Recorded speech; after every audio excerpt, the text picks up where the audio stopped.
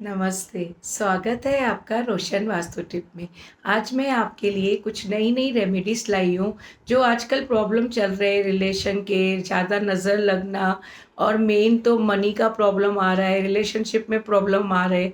तो उनकी सबकी मैं रेमेडी बताने वाली हूँ आज कि जैसे जिनके ऊपर कर्ज़ा बहुत बढ़ गया है, तो उनके लिए सबसे अच्छी रेमेडी है कि पीपल के झाड़ पे आप हम छाछ चढ़ाओ।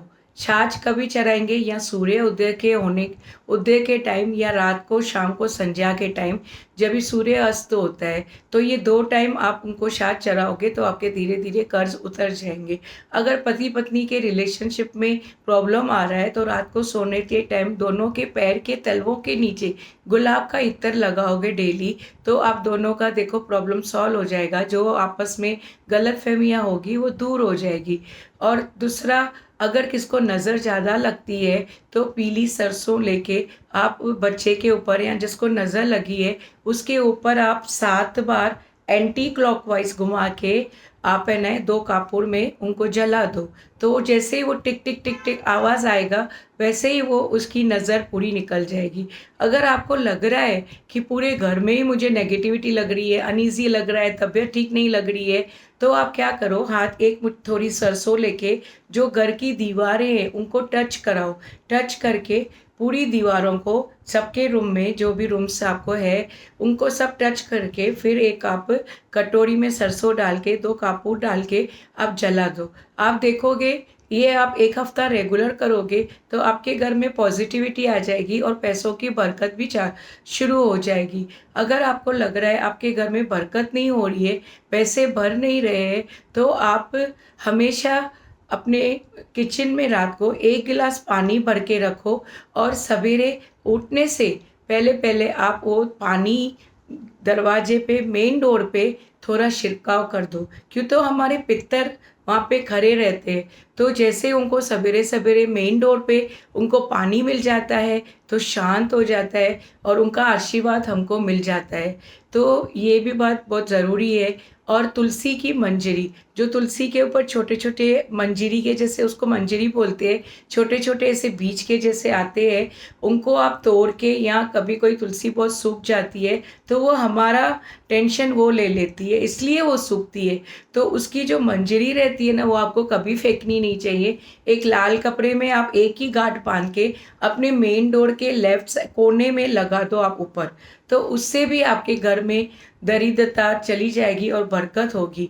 और जो अपना मेन डोर है अंदर के साइड आप ऊपर है ना उड़ता हुआ हनुमान जी का फ़ोटो लगाओ।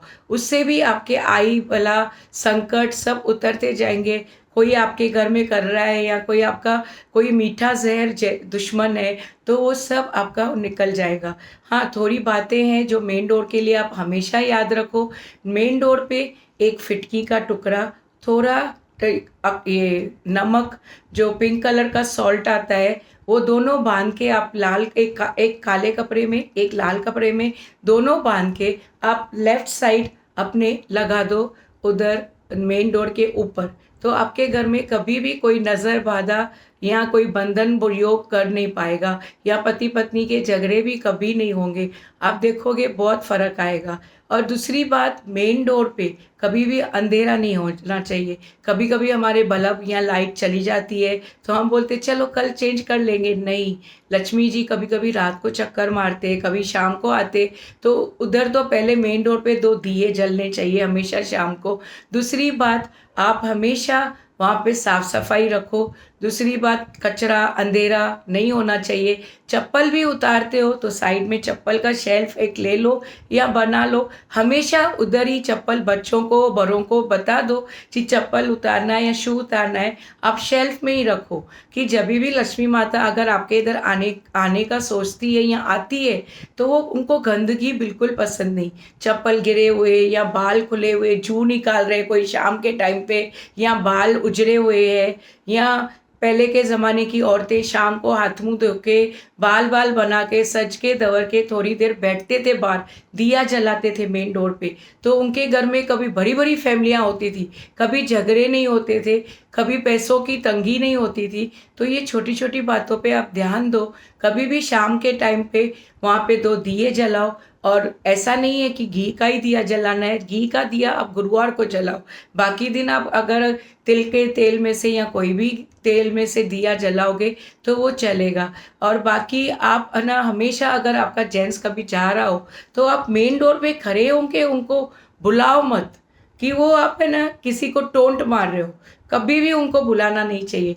आजकल तो बहुत फैसिलिटीज़ है, आप मोबाइल पे मैसेज कर सकते हो, मिस कॉल दे सकते हो या फ़ोन कर सकते हो कि आप ये भूल गए हो, जो भी है। तो ये सब चीज़ें आपको मैं बताती हूँ, कर्ज़ रिलेशन का और नज़र दोष का भी मैंने बता दिया आपको। तो ये सब रेमेडीज़, अगर आपको जो प्रॉब्लम है आप वो रेमेडी करो, आपको बहुत फ़र्क पड़ेगा। 43 डेज़ अगर आप ये रेगुलर करोगे आपको रिज़ल्ट मिलेगा ही।